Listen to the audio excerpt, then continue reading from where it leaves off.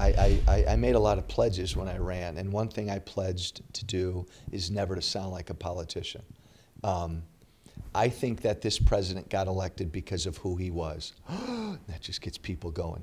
Very few people voted for him because of anything he'd done. He really hadn't done anything. I think very few people voted for him because of anything he said.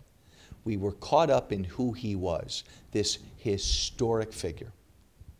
Throw in the fact that John McCain was 120 years old. We were sick of Bush, the war in Iraq, we'd had enough. It was a perfect storm for him. He was the least vetted candidate for president we've ever had. What bothers a lot of people, I think, is that, fine, he won, he got elected, he's our president. Too many people still protect him. He's done enormous damage to this country. Think about it. I don't say this lightly, and if he were right here, I'd say the same thing to him. Mr. President, you have bankrupted this country. You, Mr. President, have destroyed job creation in this country.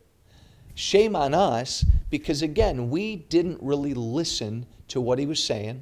We were so caught up in who he was. I think a lot of Americans now, respectfully, have some buyer's remorse.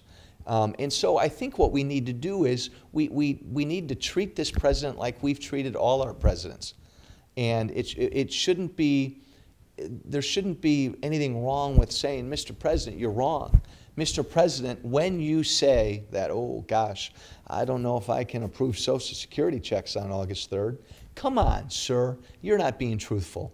You have the discretion to write those checks, and you know there are funds to service our debt and write those checks. So when he says something like that, he's lying. So, and it's important to say that always with respect.